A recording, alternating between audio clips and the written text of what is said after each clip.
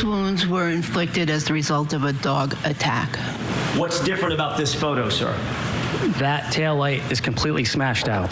Did you see a 6'1", 216-pound man lying on that lawn? No. Did you reach any opinions or conclusions as to whether the damage to the right rear tail light of the subject vehicle is consistent or inconsistent with an impact to a right arm during a high-speed reversing maneuver? It was inconsistent. Karen Reed's defense rested their case yesterday afternoon, and today the jury has the day off as we look ahead to the closing arguments that are scheduled for tomorrow morning. There's a charge conference that's going to start in just about 15 minutes, but now we're taking a look back at the evidence from both sides of the case, their presentation in front of the jury. Here's more key evidence introduced by the defense in favor of Karen Reed.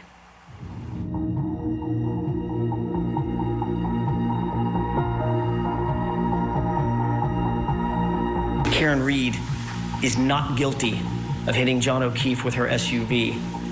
There was no collision.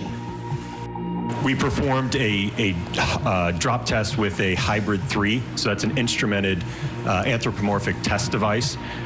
Another word or another phrase often used in association with ATD devices are crash test dummies, correct? Correct, yes. Why did you utilize 24 miles an hour for this test? There is a triggering event. The speed is approximately 24 miles per hour, so we did a test at the end point, if you will, in that data set. Were you able to reach any opinions or conclusions as to whether the damage to the subject tail light is consistent with striking an arm at 24 miles per hour? Based upon the test results, it's inconsistent with striking an arm. My conclusions with respect to the abrasions are that it was inconsistent with contact to the tail light, and that not only that those injuries are inconsistent, but you would expect additional injuries, likely fractures to the hand and or the forearm, depending on the actual speed of the vehicle. Do any of the tech stream events or any of the data that you've reviewed, either yourself through Mr. Burgess's report, through Dr. Welch's report, do any of the data indicate that there was a collision on January 29th, 2022 at any time? Neither of the events that occurred on that date were triggered by a collision.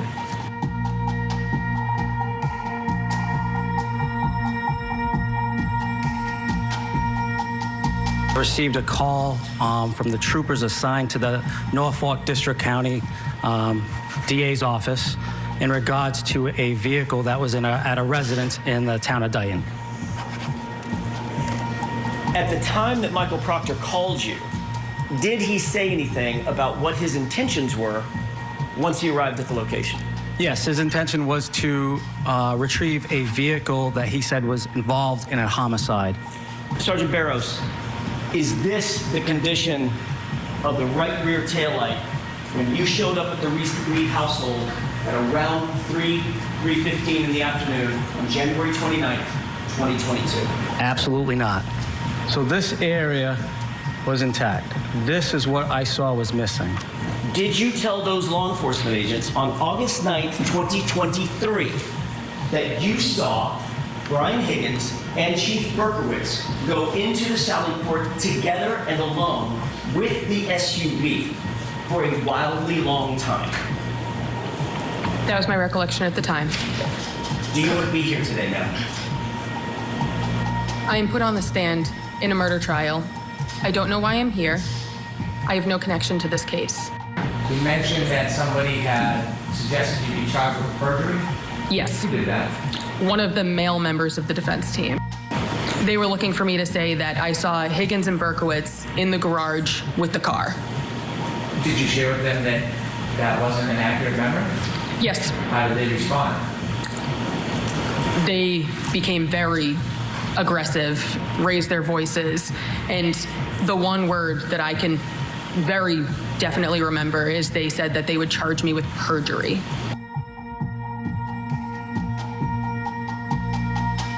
John went over to Karen and he gave her a kiss on the forehead. It just stood out to me. I was like, wow, that's the sweetest thing I've ever seen. Did you have any concerns about Karen being able to drive that night? I had talked to her all night, and I did not notice anything strange about her. Like, I didn't think anything of it. That wraps up our look at the defense case. Let's bring in our panel to see what they think about this time around for the defense. We have criminal defense attorney and former prosecutor Franz Borchardt with us, domestic violence expert and former law enforcement officer Claudia King, and investigative journalist, author, and podcaster M. William Phelps is with us. Let's talk strongest, and not necessarily strongest evidence, because this is the defense. They don't have to prove anything. But what are some of the strongest points for reasonable doubt that you think the defense did bring this time around? William, I'm going to start with you. Oh, you're going to start with me. I don't know. I'm a little biased here, because I think they're charlatans. I think they're slimy. I think they've done nothing but hurt people in this case, attack witnesses, and create a conspiracy that is just nonsense. So, that being said, Alan Jackson talking about a cancer that has a name, Proctor, in his opening, and then not calling the guy, I think says a lot to the jury, right? If there is some reasonable doubt created by the defense, I think it's a totality of the witnesses that they put on. But if I'm a juror, I'm going back and I'm going to look at these witnesses. And a lot of these witnesses, if we're being honest, were very hostile, right? I'm thinking of just yesterday, a doctor from the doctor from ARCCA, very hostile, wishing his kid happy birthday. I mean, this trial, I've looked at hundreds of murder trials. I've sat in courtrooms all over this country. I've never seen anything get this far. So is there reasonable doubt? There could be. But I think that the jury is smarter than that.